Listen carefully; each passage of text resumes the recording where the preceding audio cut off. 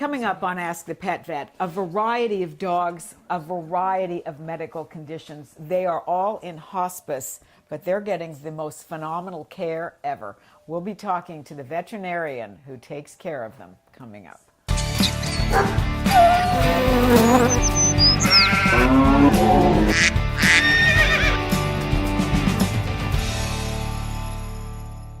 Hi, everybody. We are at Monkey's House, Southampton, New Jersey, and this is where dogs rule. Not only do they have a bell to let everybody know when they need to go outside, the dogs here are in hospice, and that's why the IV bag is hanging as well, because these dogs need medical help. They get it. They get the best of care. I don't know if there's a chair for me over here, but as I try and find a place to sit, let me introduce you to Michelle Allen. She is the founder of Monkey's House. You just have done an unbelievable job saving lives, and the veterinarian that she works with, Dr. Judy Morgan from Clayton Veterinary, just unbelievable how you have saved dogs' lives. Look at you with these dogs.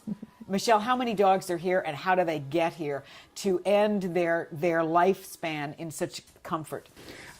There's 26 dogs here at the moment. They're transferred in from other rescues, or they're pulled from shelters, and they come here. You're saying to end their life, but we say it's where dogs go to live. Their life doesn't end when they have congestive heart failure, when they have cancer, when they're blind and deaf. They're still living. Their life ends when they stop breathing. How long will one of these dogs potentially live here?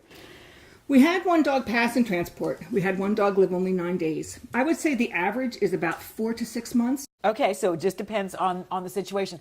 And Dr. Morgan, you take care of all of these dogs. What's the takeaway from what goes on here at Monkey House and all these different dogs with all these different medical problems? A bad diagnosis does not mean that today's the last day.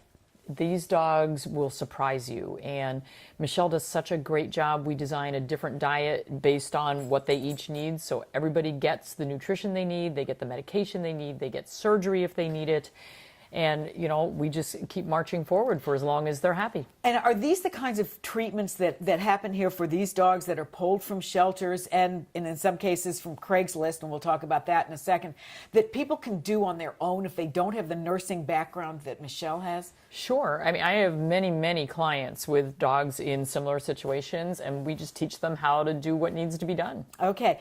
Talk to me about some of these dogs and some of the health issues that they're dealing with that might help somebody at home with a dog with a similar problem. Well, this is Daisy, and Daisy was found as a stray, and she has heart failure. She had severe dental disease, which is so easy to take care of. She also had hernias in her abdomen on both sides, and her bladder was actually in one of the hernias outside of her body, which had to be miserably uncomfortable, but she had lived with that for her entire life. So when Michelle got her from the shelter, she brought her in immediately. We stabilized her enough to the point where we could get to surgery. Totally changed her life. The ability to actually urinate without pain is just life-changing. The dog that you're petting right there, the Cocker Spaniel, tell me, Michelle, about where did you find that dog? So we were contacted from a local rescue about having her transfer in. I went over to meet her. And she'd originally been free to a good home on Craigslist. Yes, a Good Samaritan pulled her. It was a 14-year-old dog, free to a good home. And dogs on Craigslist, especially old ones, their story never ends well. So this Samaritan pulled her, found that it wasn't really a good match for her, and she responsibly held her and surrendered her to a rescue. That rescue reached out to us. So the dog really was in safe hands the whole way as she came here. I immediately, even though she was 14, they get vet care, whatever age. Age is just a number. They all see the vet. And Dr. Morgan didn't feel she was that old.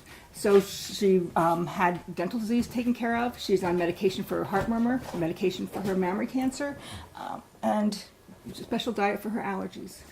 The cost of all the care, you've got 26 animals here that you pull from shelters. What is the cost of the care that they're getting just from a medical standpoint? It depends on the month, but our vet bills, I would say, average $3,500 to $5,000 a month. Sometimes a little more, sometimes a little less. And you're cutting them a huge break, I know. Yes. Yes. We receive about 60 pounds of donated food a week from a company called All Provide, and we have to buy food also from other places. Okay, and then one more dog, the one that I'm sitting with, that has great head of hair but none here on the body. What's the issue with this dog? So Butch was actually from another rescue that had him in foster care for about a year. And they thought his belly filled up with fluid, and they thought that he had liver cancer and that he was dying from that. And what we've actually determined is he was in heart failure, and he built up fluid in his abdomen from that. So he's on medications for his heart, and we tweaked the diet for him. He's lost the big belly that he came with. His respirations are better. He is a happy dog. I love him. He's great, yes, and he's a chair hogger as well, which I love to see in a dog. I love them to sort of like take ownership. So thank you so much, Michelle, Monkey's House. What you have done here is just, it's unbelievable. And Dr. Morgan, I know you can be charging a fortune for your services, but when it comes to helping these animals, and Michelle and all these animals that don't have people who are looking out for them, it takes somebody like you and your volunteers. So thank you so much. And we'll be talking more to Monkey's House people and their pets, and maybe what you need to know or can do at home with your own animals facing some similar situations. Thanks for watching.